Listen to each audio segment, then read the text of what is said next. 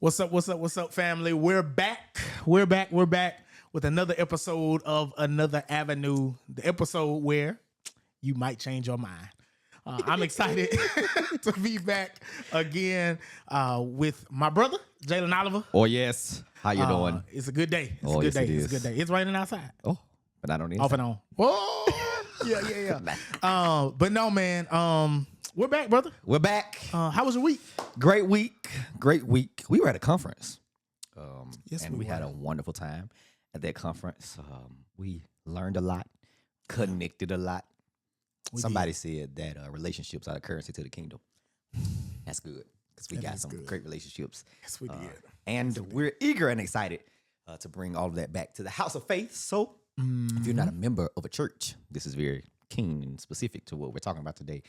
You want to come and make sure your face, your body is in a seat at 15th, or join us virtually because we do have virtual members as well now here at the House of Faith. So Yes, we do. we want you to be a part of what's Yes, we going do. on here. How about you? How about your week? Man, it's been good. I'm trying to think what's been. It's a lot of death, man. Yeah, Still it is. more It's and more death. Yeah, it's crazy. But God is faithful to give us life. Oh, yes, he is. So listen, let's hop in. 'Cause All right. I'm excited about this topic. Yeah. You want to go first? You want me to go first? I'll go first. All right, go first. I'll start. So today, I want you to actually let's take some time to, in the words of Byron Jackson, Lord. come out the clouds. We're gonna come out the clouds Come today. on down. We're gonna come Land on the down. plane. We're gonna land the plane. You know, we've been up there with Jesus and the 12 disciples. Yeah, we're come gonna on come down. on down to Come on grandma them level and bam bam level today. Right. So picking a church. That's interesting to me. You know, we pick booze and bays and restaurants and jobs and all that. But I think church is unique. And how should we pick that? How should we pick a church? What is the design? What should we look for? The description of what we should look for. Is it all spiritual? Is there any carnality in of what that should look like? So, to start this conversation, we need to talk about, I think, how as pastors we try to mold a church, what we try to mold that church into being so that it can be attractive for certain audiences. So for me, I always want my the church that God has placed me over or in to work in to be welcoming. I think that's the main thing beside welcoming. This is really first. So let's just go Bible based. You know, that's real old school country where I'm from, Alabama. Mama and grandmama and them say you need to find your Bible-based church. Right. So it needs to be Bible-based Okay. and welcoming. Main two things. If you have nothing else, you need to be Bible-based and welcoming. Because if you're welcoming, but you're not Bible-based, you have a great community. But if you're Bible-based and not welcoming, you only have Christ. And we're supposed to have both Christ and community.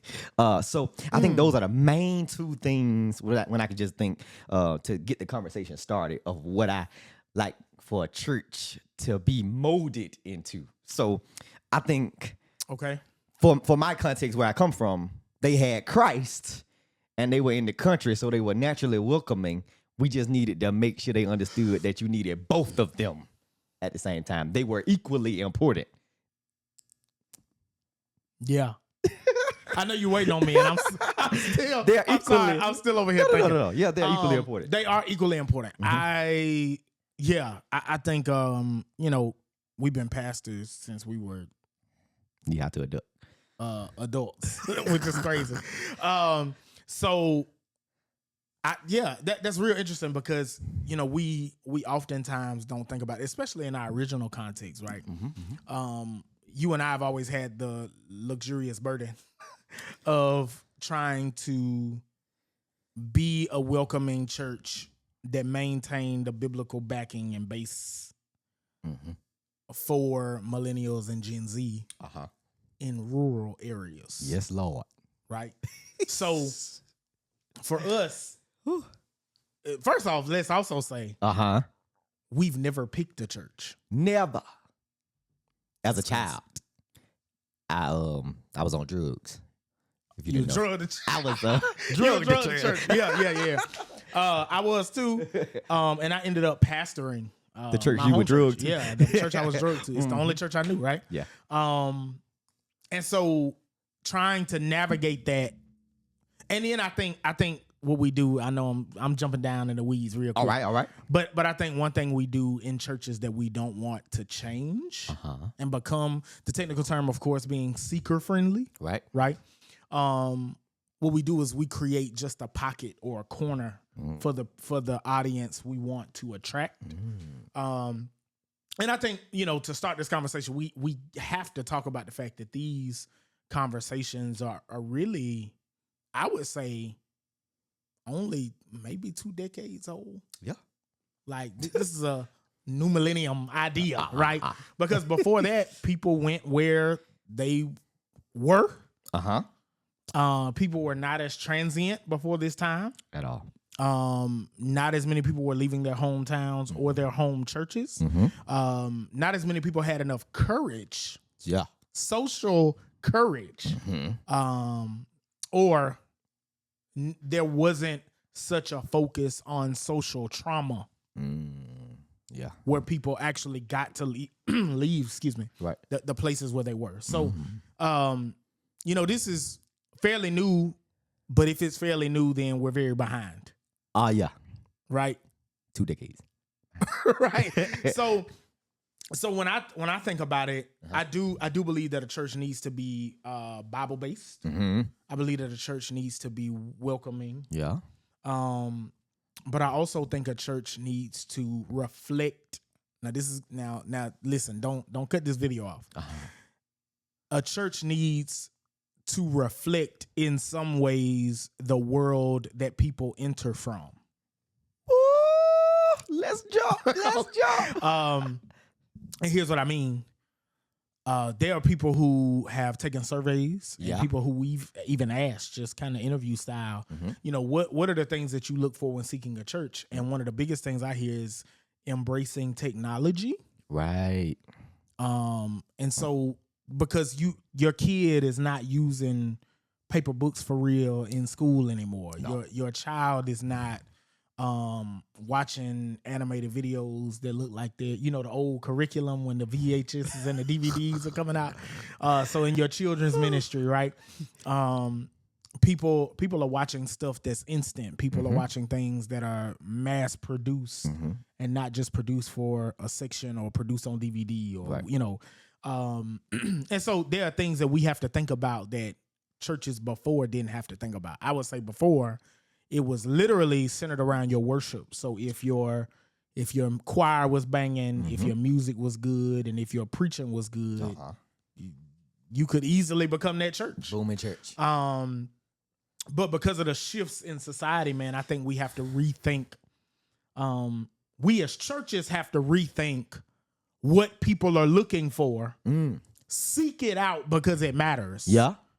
We can't be so arrogant to believe that everybody who doesn't come to our type of church is just full of hell. Heathens. Yeah. They just want to run over there because they got itching ears. Some of it is because your church is outdated. And we say this as people turning a church. So it's not arrogant in any way because we haven't arrived. No. But I do think the honesty of what we want, when we're honest about what we want, then we're able to look at ourselves critically, which is also hard to do, by the way. It's very hard to do. And to see the ways in which we refuse to change. We don't know how to change. Right. Or we don't know if we're willing to change where the end goal or the destination is. So, if you're looking for a church or you're in an in-between, this episode is for you. This is for you. This episode is for you. So how then? Can we start on the outside of the church? Oh, yes. Yes. Let's start outside. Let's Go start ahead. outside. So at the conference, there was a class Called Hugs. Hugs. Yes, It's called sir. Hugs. Yeah. And that's hospitality, ushers, greeters, security, and Bishop T.J. McBride added one. He added one. Parking lot. Oh, yeah. He added the parking lot ministry because those are the first people you'll see and that see you when you get to church. I would actually just change the name of the class altogether. All right, let's change and call it Plugs. Here's why. What? Here's why. Okay. Parking lot. Ushers, greeters, and security, and all of them are hospitality. Yeah. Good. That's good. That's what we're going to call them here. You heard it here first. It's plugs. Plugs. Yeah. So, the plugs. But go ahead. Parking lot ministry has to be nice and work with the parking lot ministry. They directing you to a park. You know, your church has a parking lot ministry. Work with them, but they also have to be nice enough to know that if you don't have an all-wheel drive and it's raining outside, don't put me in a puddle. Right? Don't put me in a puddle or on the hill in the grass. Because y'all gonna be mad when I mess up that lawn. But they don't need to be too nice. They don't need to be too nice. They have to be stern. Yeah, but that ain't what I'm talking about. And Christian. Oh, okay. Okay, that Christian part. Christian, yeah. They don't need to be too nice because we don't need parking lot ministry folk. I think that's what you're talking about. Hindering the folk from Jesus because you trying to get them. There you go. That's it. Trying to coat the folk in the parking lot. Yes. Every little fine woman that get out the car is not for you to holler at. And every handsome young man is not somebody you need to be trying to date in the parking lot. If anything, because I'm not gonna say that people don't need to be trying to meet other people at the Lord's house. Right. But wait till after church. Yeah. They done got their word. They ready. Yeah. I mean, they need to be poured into so they can have something to. Right, but you don't need to be distracting them and turning them off. Yeah. In the parking lot. In the parking lot. That's in the parking lot. And same goes not just for parking lot ministry folk, but for security. You're supposed to be securing not the bag or a dime. That's top of the line. Never mind. Yeah, no, keep going. All right, so yeah. Secure the people of God. Secure them. Yeah. Secure them. That matters. How the initial interaction. Yeah. Right? All of that. I squared. The initial interaction. That's good. That is good. We need to be writing this down. Yeah, we need to. So the initial interaction is important, but it doesn't stop at the parking lot. Then it goes to greeters. Because they on the other side of the door. And your greeters are literally your church hype men and women. Every Sunday. They need to be coming. This is a good conference. Like every Sunday, they need to be coming. Every Wednesday night. You don't just need them. You need them at funerals too. You need them at funerals. You need people who make sure that a person gets a warm embrace. Embrace when they come into the house of God. And after you get a warm embrace, direct me and take me where I need to go. Don't point me. Me. That's going to make me mad. Or don't send me off to somebody else that's just going to point me. Because if it's around the corner and we can't see it from where we standing, if I still have to look for it, I shouldn't have asked you. That was good. And signage matters. If your signage way in the heavens, ain't nobody looking up there. Absolutely. And if your signage, talking to us, if your signage is outdated, the room done changed, but your sign didn't. You done stop calling it what it's called, and you done put your grandmama pictures and bears and stuff in the room because you won't throw it away. It's a sacred cow at the church. We got to change it, update the signage. Okay, so that's greeters. All right, now ushers. Ushers are, and we have to rethink this. We do, because I miss the day. Part of me misses the day where that usher had that arm tight behind their back and that other hand out real sharp. So they could cut you and catch a chewing gum at the same time. I'm not saying that you need to be taking chewing gum at the same time. But what I am saying is there was a time where ushers led you to a seat. Yes. Yes. And a good seat, too. They ain't just put you where to make sure you didn't get in their family seat that's coming to church. Yes. And but what we didn't do, and what a lot of our churches didn't do, was adjust our methods to match present ministry. Yeah. And here's what I mean. Your ushers, if you're still gonna have, if they're not gonna lead people, what you need them for. Right. First thing. Second thing is that if they're leading people, they need to lead people to a seat. But we also need to think about a new adage to a new aspect, probably a better word, to ministry called cameras, streaming. So if you putting all your people or allowing your people to go where nobody is, or no, better way, if you're allowing all your people to go where no cameras are, then it looks like nobody's in your church. And nobody wants to leave Bedside Baptist and come in person to a place where they feel no one is.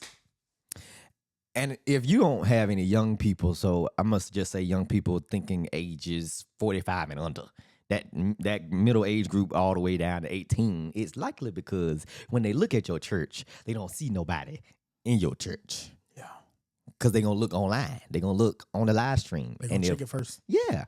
And members have to do a better job of not just wanting to sit in your seat. You know, the seat that you didn't buy, but the seat that's yours. Yeah. Go down. Move down. Because we detach practical things. And I think it's because we really like an understanding of like technology and stuff like that. And the way in which it works in social media and stuff. We detach some of these new aspects of church life from ministry. Because live streaming is not just access for the sick and shut in. Right. Or the out of town. Yeah. Live stream is also evangelism. It is. Social media. Your church having a social media presence is designed to be not just an announcement for you. It's also designed to be an attraction tool that will hopefully bring other people to your church, right? So if I can pause, shameless plug. All right. This is why members of a congregation need to be actively involved and engaged in pushing. Push. They need to share. You need to like. You need to comment. You need to be engaged in what's going on in the life of your church. And push that to your friends. Yeah. Share it. Yeah, do that. And what that does for us is it helps the message of the church to go beyond the people who already like your church page, the people who already follow your church, right? Because we fail to realize, especially in a place like Nashville, how many people are moving here looking for a church. Yeah. We talk to them all the time.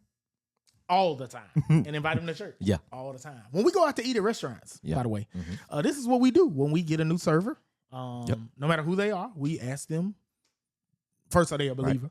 Right. And then secondly, do you have a church? Yeah. And if they say no, we invite them to church. And many have come. And enjoyed it. And some have joined. Would you believe it? Mighty Lamb.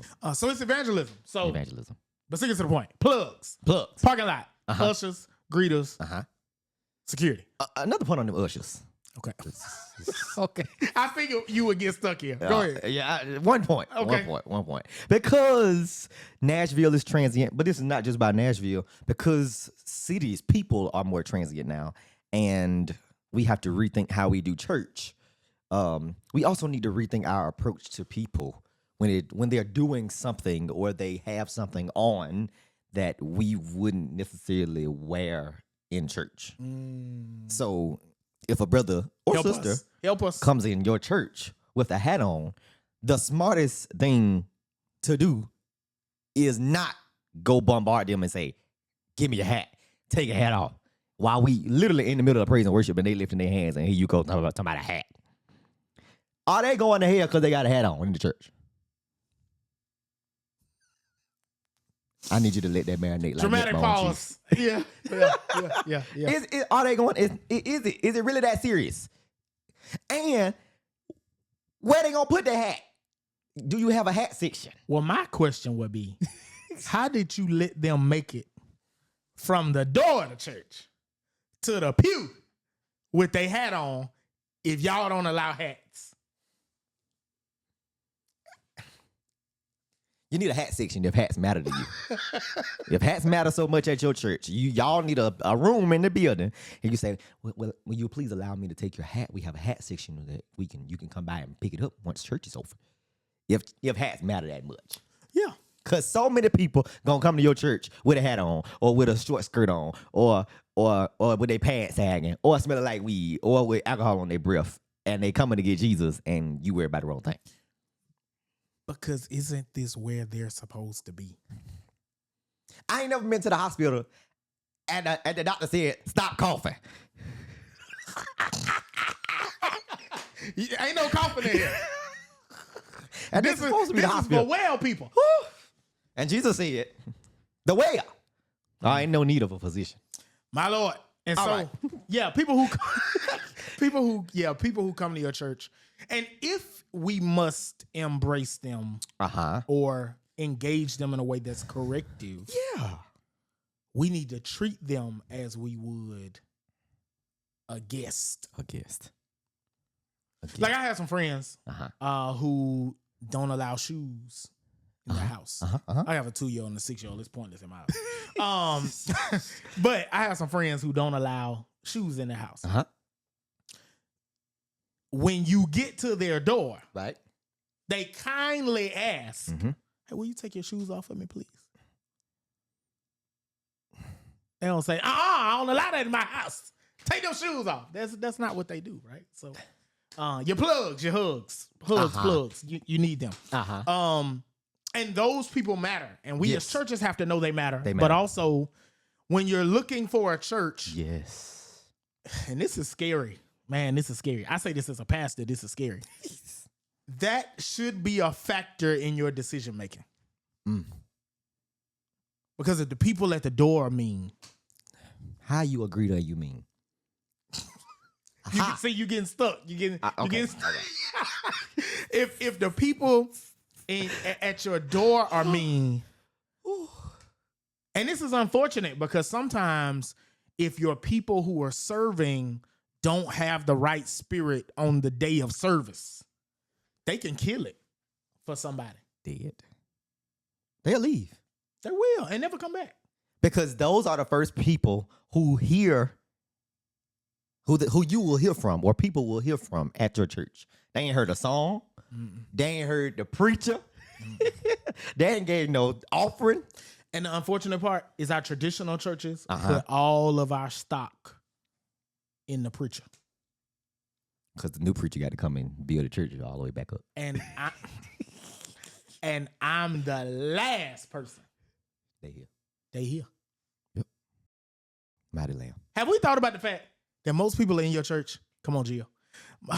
Most people in your church an hour before they hear the preacher. Mighty Lamb. They may see him from across the sanctuary. But they've been there for an hour. And they've encountered every greeter, right? Usher, parking lot attendant, likely security, and then their neighbor in the pew. Mighty Lamb. We got some mean folk that come to church in general. Yeah. Neighbors. And we like to say here at the House of Faith that you need a neighbor. But that neighbor needs to be neighborly. So when you're picking a church, you need to pick. But I think we also have to be honest. Okay. We got to stay on the right side of this conversation. And the right side of this conversation is if I'm a person trying to pick a church, right? I have to go into a church, number one, looking to be greeted warmly. Right. But number two, I need to go into a church seeing if the people are helpful aspects of the atmosphere. Somebody need to know what that means.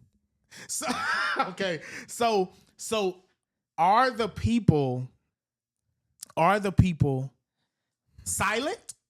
And is that what I like? Yeah. Are there babies running around? We'll get to that more in a minute. But if there are babies in the sanctuary or the worship space, can I handle that? Yeah. Is it loud? Is it loud?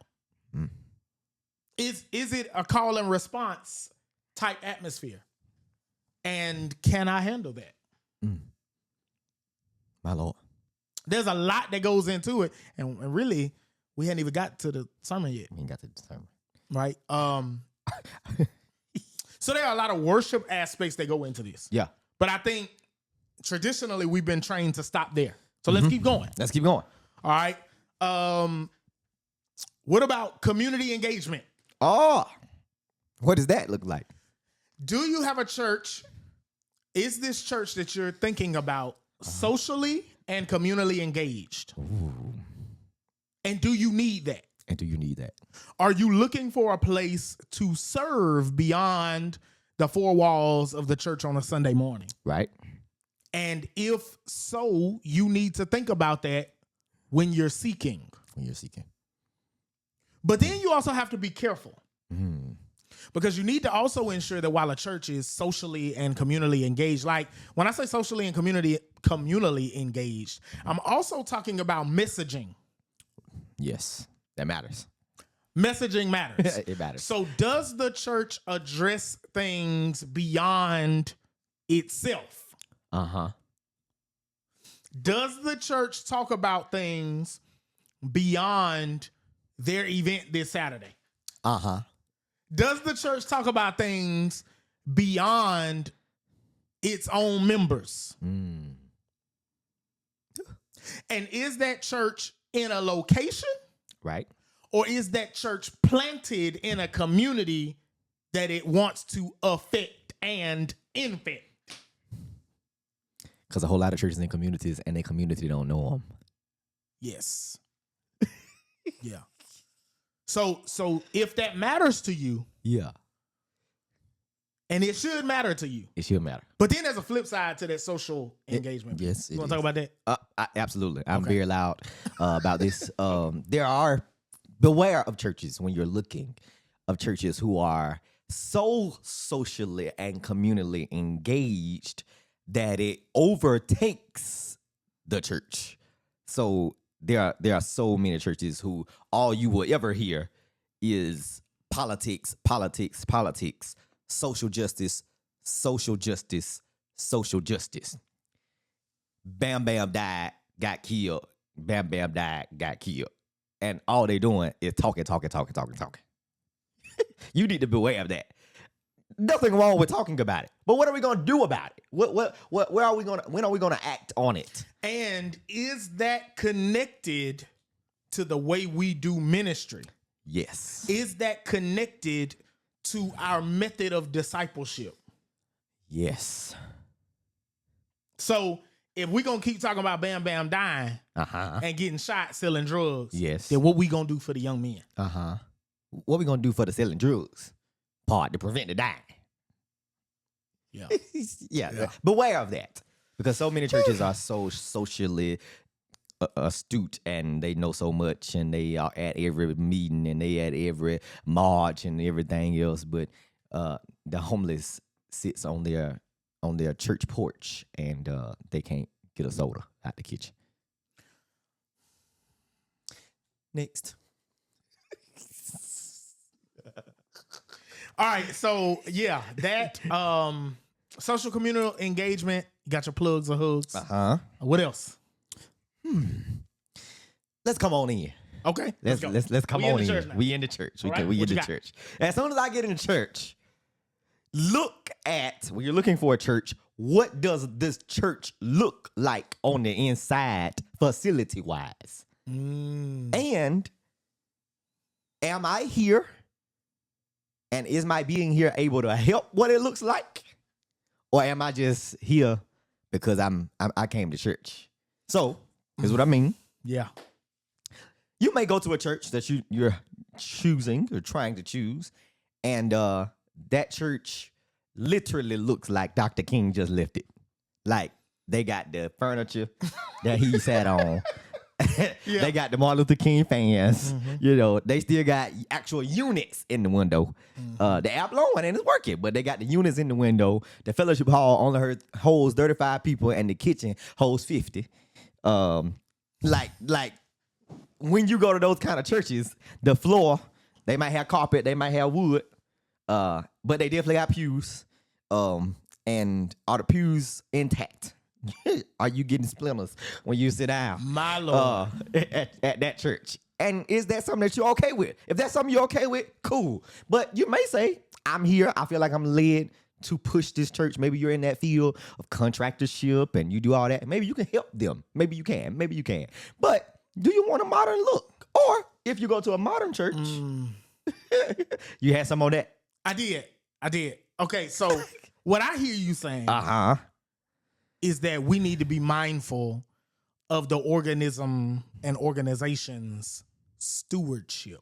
Yes. I wish I could just flash it across the screen. She can flash it. It's flashing across the screen right now. Right. And the reason I say that is I hear that as you're talking is because what are we doing? And we're going to get to the money part. Right? But what are we doing with what we're getting? My daddy used to say, son, when I used to want all these nice cars when I was young, he used to say, son, it's not what you can get, it's what you can afford to maintain.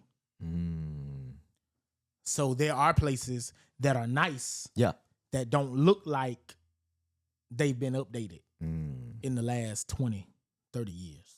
Mighty Lamb. Right? And that's telling. Yeah. That's telling. That is telling. It says either you outbatted your coverage, as some would say. Or it says that there is an imbalance of financial priority. Mighty Lamb. Yeah.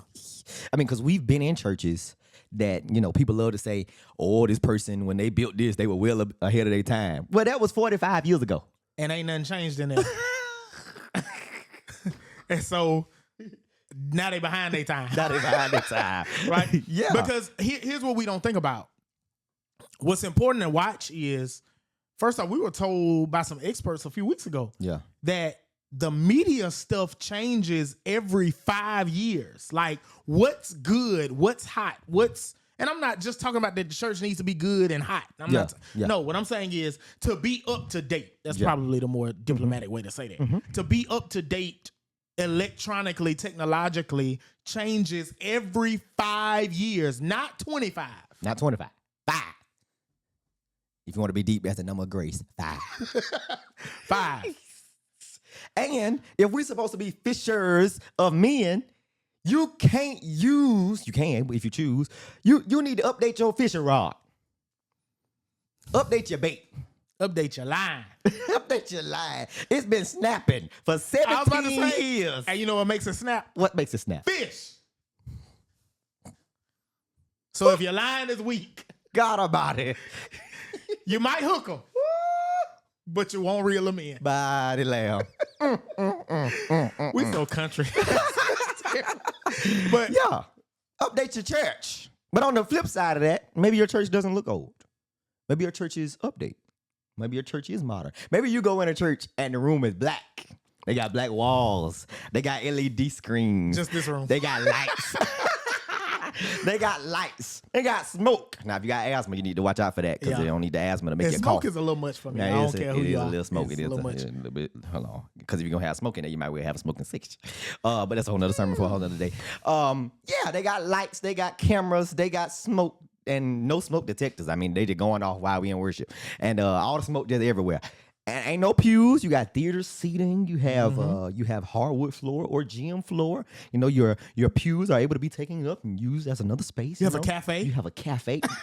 They can bring coffee in the They can sanctuary. bring coffee. Oh my goodness. It's not even called a sanctuary. It's a multi-purpose Yes. area. No, you know, it's called the auditorium. The auditorium. Yes, the auditorium. God almighty. They have a children's area where it actually looks like and is welcoming for children. They don't have pews. They have theater seating. Theater seating. Yeah, the only thing missing is popcorn. Only missing is popcorn. They have iPads for the children. Yes. Whenever you go in there, you get to check them in on a digital electronic thing. You know, all of that. It's very digital, very, very modern. They sing, they lift their hands in worship. Yeah. They sing praises to our God. Is that something that you like? If that's something you like, cool. But we know somebody that is an oh how precious singer attending one of those kind of churches where they lift their hands and they got black walls. Yes. You don't match. You don't mix well. You're don't trying match. to keep up. You don't match. But that's not what you like. So you have to be aware of that. And so with those things, it's really better for you to be honest about yourself. Mm-hmm. Right? Up front, going in, you need to know what matters to you. But I was also going to say you need to have an eye on your spiritual deficiencies. Going in, you need to have an eye on your spiritual deficiencies. What does that mean? What does it mean? You need to know the areas that you need to grow. And you will discover more under sound preaching. Sound. Preaching and teaching. Yeah. And in healthy community, right? Right. But you need to know your areas where you're weak, where you need to grow. Because what we tend to do that leads to spiritual stagnance and maturation, Right. is we run to places where we're strong. So we can hide. So we can hide, or so that we can immediately feel secure and connected. Feel important. Yeah. When in reality, the Lord might be leading you to a place for you to help and be helped. My Lord. Yeah, there are some places God is going to send you. I mean, when you look in the Old Testament, especially, the Lord never sent the people, the called people, to a place that didn't need them. My God. God had put in them what they needed before they got there. And then we get to those places. Here's how carnal we get. Okay. I'm talking to me too. We get to those places and then are mad that we got to do what the Lord equipped us to do. Help me today. Right? We are mad that it's broke down. Because I shouldn't have to come over here and do But that. the Lord made me a mechanic. Don't make sense. My Lord.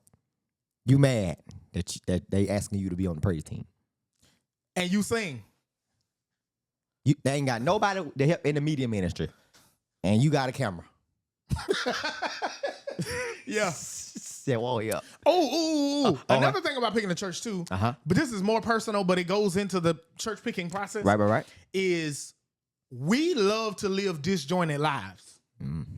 So we love to be one thing Monday through Friday and not be that at church.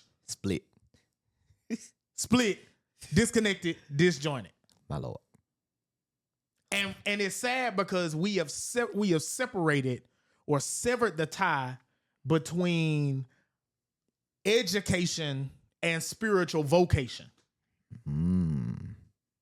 My Lord. Here it is. If I'm that, Yeah. and I'm thanking God for this degree, Right. is the world the only one that's supposed to benefit from this degree? If I'm giving God praise because I ain't had the money to get through school and the Lord opened the door, and then I get to church and they ask me to do what I'm educated in. Now I don't feel like doing that. I do that all week long. I don't want to do that. I just need a break. Right? I mean, think about it. God may be sending you to a place with holes. So you can be the hole filler. You can fill them. You can serve in that area. You can structure a ministry that does not yet exist. It kills me how many people will not pick a church. And I get it, but this is this consumer society. Right? It kills me how many people won't go to a place because of what they don't have, because we're too sorry to do the work to build it. Knowing the Lord done put that fire in our heart. Down in there. Wait, in your diaphragm. In our diaphragm. And what's super interesting, especially about this generation, this from millennials to now. You know, we're well, I tried it at this church and they didn't receive it, so I'm just gonna come over here and sit in the corner and I'm gonna show up and I'm gonna leave. No, Yeah. don't do that. We love to hide. Don't do that. But I think that also just has to do with now everything is transactional. It is. And what happens is we've become so carnal. And I think this starts at the top too, by the way. Yeah, absolutely. We become so carnal that there ain't nothing you can get me to do for nothing. Wow. And we don't have faith to believe that God will provide and God will replenish and God will restore and God will repay. I got a homeboy, shout out to Cameron Thomas and Daniel Johnson, who will say, put your time in. Because payday is coming. It is after a while. After a while.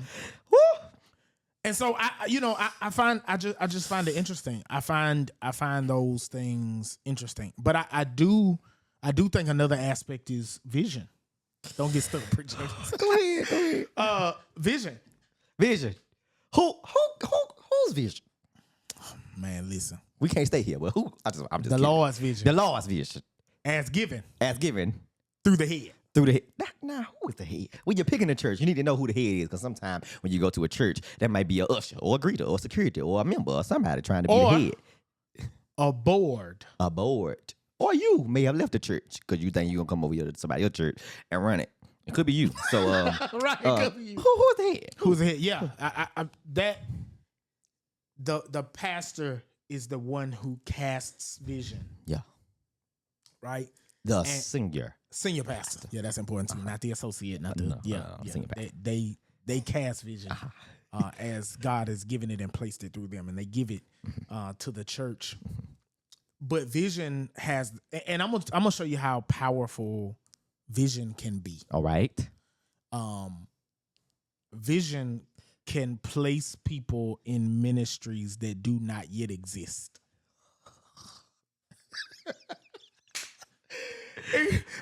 Vision can place people in ministries that do not yet exist. Because our prayer is that the Lord will send laborers into the vineyard. Right? No, we can't go to that. I can't go to that. But no. That the Lord will send laborers into the vineyard. And so the Lord may send the laborers before the harvest. That would be my hope. Now, some he'll do it during harvest time. But we need to. And so this goes to another class. Okay. That we had. Yes. Birmingham. Dr. Thomas Beavers. That's it. Yes. Dr. Thomas Beavers. Shout out to the Star. Oh yeah, the Star Church. He taught a class called Eliminating the Transfer Portal. Yeah. And he talked about basically how you intake new members. And one of the major things was the identification and the connecting of people according to their spiritual gifting. Right? And so as our churches are being called to grow and develop, and as God gets ready to do something, I believe, and I see it throughout Scripture, and I say it all the time, that when God seeks to bless people, he often does it through people. So when there's a need or when God is planning to birth something, God may very well send a person to a church. But if all we want from them is their tithe or their offering, then we might be missing out on the true blessing. This ain't got nothing to do with picking a church, but it's good.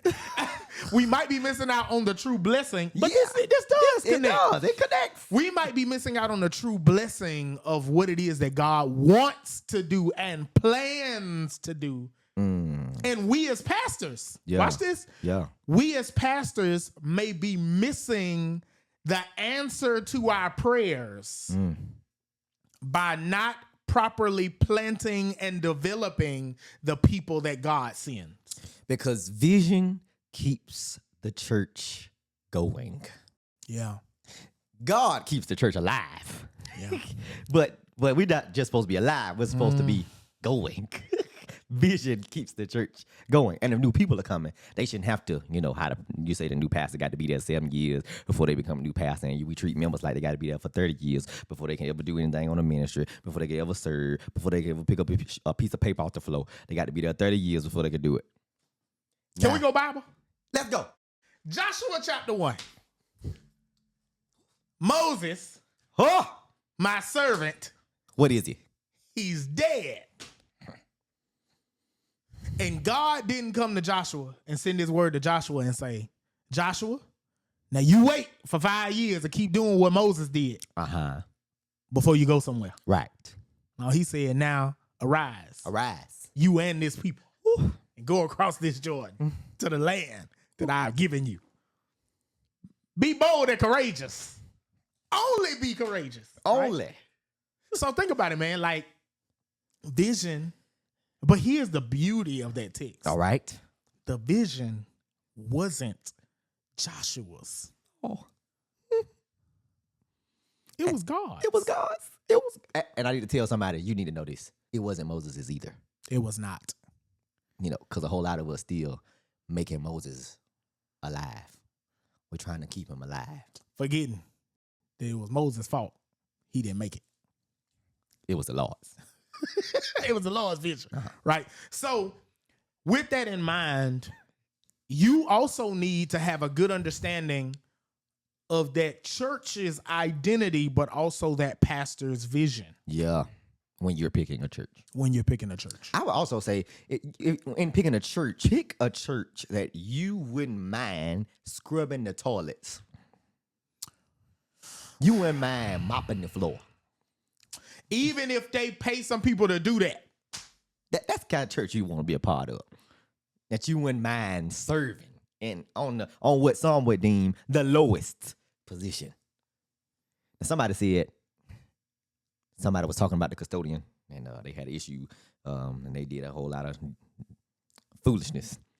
Somebody responded to them about the custodian and said, you want to be nice to the CEO, but the custodian has all the keys. If you ain't willing to serve at what some would call the lowest, scrubbing the toilets, scrubbing the floors, you don't pick that church.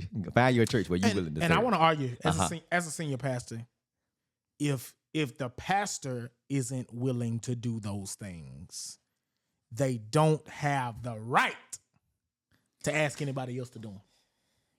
And they don't have the right to call you their member. Can we continue? Yeah. Okay, let's come on. We going closer to worship. All right, let's go. Closer to worship. Once we get in worship, first thing people hear is a song at most churches. My Lord. It's either a call to worship or a prayer, and then it's a song. The music. Yeah. What the music needs to be about God, first of all. You said by or about? About God. God. You hear me? It needs to be about God. Because we be singing for 30 minutes, 20 minutes, 10 minutes, for some churches, 50 minutes, and ain't now song by God. Ain't now song biblical. But can we also be honest? All right. That some of these traditional churches, right? Because we from Bama. We from Bama. So some of these traditional churches where we're trying to hold on to the songs of old, right? A lot of them churches, a lot of those songs, right, that are sung in those churches, right, are not Bible based. Not Bible based. Because climbing up the rough side of the mountain ain't Bible based. And man, we do a whole lot of knocking of these new songs and their creativity, because they were derived from an R&B song. When a lot of them older gospel songs were derived from funk and R&B and all of that too. So rest in peace to Dr. James Abington. He just passed away. He's they just had his funeral in Atlanta. I just saw a video last night he was talking about how at the club back in the day, in the 60s and the 50s and all that, the musician was playing the chords to "I Know the Lord Will Make a Way," but he was singing about a woman. And it was a song about that girl that he lost. But then that same musician would wake up on Sunday morning and he would play those same chords and he would say, "I know the Lord will make a way." And it's interesting how these people these days seem like they've forgotten. Yeah. And he said in the video, he says, "It always behooved me of how the deacon knew what the music sounded like in the club, unless they were there. Come on now. Because they were like, we don't need this kind of music." Because they know that Saturday cleaning music or that Friday night juke joint music. They don't want to be honest about it. But they knew it. They knew it. And so, yeah, we have to be real about the power of music, especially in the African American context. Yeah. That music moves. It moves. Us. It moves people. It moves people. Yes, it does. It shifts a room. And I think that's an area that needs to be heavily invested in. Yeah, absolutely. Heavily invested in. And that's an area that you need to think about when you're picking a church. Yes. Do you want old school gospel music? Do you want CCM, that's contemporary Christian music? Do you want a mix of both? Yeah. A balance of them. So you need to think about that. Do you want the musicians playing R&B loops during the moment while somebody's speaking? Can your spirit handle Can that? you handle that? Like, Right. because you know what you just did last night. You know where you were. You know where you were, yeah. That as well as you need to see, this goes back to the stewardship piece, right? You need to see how the church manages worship structure, worship time. Yeah. And it's not necessarily about length, because I know mega churches, thousands of people that'll go listen to an hour and 20-minute sermon Yeah. and be in worship for 2.5 hours. Absolutely. So I heard this from a group of pastors I was in before I came here, and they talked about how we were all fighting to sandwich the time in COVID. And now we think we need to keep sandwiching it. But the truth is, apparently, as larger churches and growing churches are teaching us, it's not necessarily about the length of time. It's about the quality of said time. Yes. So what are we doing in that time? And is it meaningful and impactful and God honoring and worship of God? And if you're preaching for 40 minutes, while many are arguing that that's too long, whatever. But no matter how long you are preaching, right? Is it keeping people's attention? And is it pointing people to God and practical ways to live in ways that honor God, right? So, yeah. You need to consider that when you're picking a church. Do you want devotion? Do you want praise and worship? Is devotion really, are they devoted? Because, I mean, My Lord. for you to get up and say, let's pray, we want to go ahead and start the worship service and what get your attention. Let's turn our attention to the deacons as they lead us. And now you got to sing Victory Is Mine, because that's his favorite song. And then the deacon got to pray his only prayer he know. And the children at 7 years old back there quoting his favorite prayer on the last pew in the sanctuary. I mean, is that something that you're okay with? Cool. You got to be honest. Gotta be honest. Yeah. But not only devotion and praise and worship. Let's go and get to giving. Let's go on. I'm ready to get there. Okay. Yeah, we on our way out. Let's We go. on our way Let's go. out. We on our way out. You know. Giving. Yeah. I mean, what kind of moment is there? Do you want to walk? Do you want to walk? Yeah. Do you want to be bullied into giving? Do you need to be bullied Yes. into giving? Do you need proof of where the giving is going? Of how people are being blessed by what you give. Yeah. Yeah. Now, whether they give that to you or not, Right. Yeah. I might have to fight about it. Yes. But all of that matters. Yes. All of that matters. Those things are important because what they do is they help a person to identify Right. what's important to them. Yes. But here's the last thing I want to give. Okay. All right. We talked about every other aspect. Okay. The thing I want to talk about is you also need to go to a place where you can grow. And what I mean by grow is there needs to be some things in the worship service that you are not familiar with. You need to go to a place where you can grow. Okay, like we do a hymn of the week. Right. Everybody doesn't know every hymn. Just because you don't know it doesn't make it trash. Right. Because when I was 7 at the Greater Thankful Baptist Church in Anderson, Alabama, Yes. and Reverend Dr. PQ English was leading songs like "It Is Well with My Soul" or "Sweet Hour of Prayer," right? And I used to laugh at these old folk, so I thought, who were singing these songs, and the mother who was just losing her mind as we sung those songs, right? Here's what I didn't realize. That as they became ingrained in me and I grew in my walk with God, now I prefer them over this. Look, now I sound old. This new mess. This new mess. That's because there was a certain vigor to these songs. And it wasn't the melody that make you cry, it's the words. Yes, Lord. You'll catch that on your way home. It wasn't the chords. No. That made you weep. It was the realization that there's somewhere I'm trying to go. And in my walk with God, things may get tough, but God is so good. Like there are some testimonies that come out of those old songs. So and it's not just about old. It may even be about a practice that you do not understand. Yeah. Don't throw it away because you have not been exposed to it. I think it's a big thing. There needs to be some mystery, even. Oh yes. That you can work to become connected to in your walk. So that's my TED Talk. He mentioned this, but I think we need to talk about it. I just want to say it again. The preacher. When you pick at a church. Yeah. The preacher. Do you want your preacher in a suit every Sunday? Facts. Do you want your preacher in a robe? Do you want your preacher to dress down? Do you want your preacher to have a balance? Do you want your preacher to hoop? I mean, that ain't really up to you.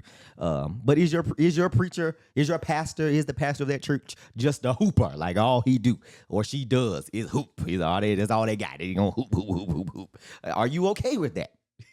Does your preacher never hoop? Or do they balance it? Do they go by Calvary? Do you need them to go by Calvary every time? Is that something you need? Is that something you like? I got one. All right. Does your preacher know your name? God Almighty. Woo. Do they know their name? Cheese and rice and potatoes. So do you want to go to a church? And listen, this is your life. I'm just here to help. Yes. Do you want to go to a church where you can never meet with your pastor? Do you want to go to a church where your pastor, and this is no shade, nobody. No shade. Do you want to go to a church where security checks you before you can shake your pastor's hand? Yeah. Wow. Like, is that what you want? And here's the unfortunate part. Yeah. And I think we meet a lot of people in this tension, right? They want the stability and the excellence that these larger churches can bring, but they find themselves frustrated by the lack of interpersonal connection that they have to pastoral leadership or church leadership or staff in general. Absolutely. As a result of that. Absolutely. And so there is a middle ground, but you do have to give. Because just like in any good relationship, at max, you only get 80% of what you want. And the 20% looks real big when you're not getting it. And I just got to plug it just because I want to.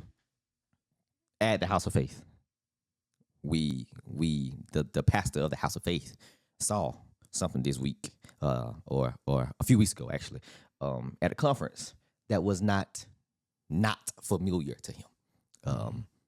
We heard that they say Dr. Edith Smith Jr. after every service stands literally greets every person that comes to that church. And is one of the last people to leave the campus. As a result of said greeting. Right, yeah. Not going to the office to hide. No.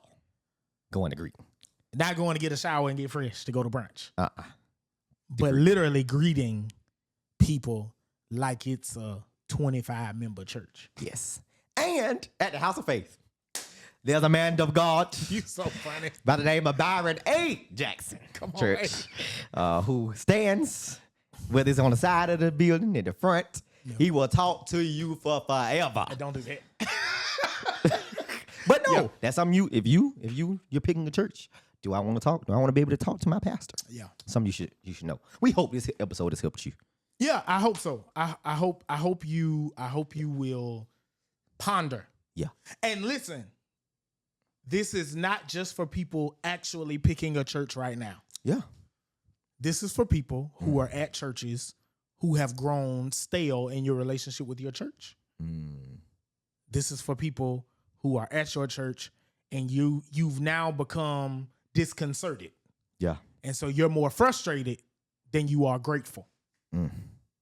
This is for people who are at your church and you believe the grass is greener over there at their church. But you get over there and find out it's turf. God almighty. Or the water be a high. Or it's being treated. But yeah, you need this. You need to be reminded. You need to find out what actually matters to you. And you also need to consider at the same time, simultaneously, that you are not the most important person in your church. No. Guess who he is? Who is he? And no, it ain't the pastor. Who is he? Jesus is. And if Jesus ain't the most important person in the church, leave. Get out of there. Bye. We'll see you later. All right. I'm ready.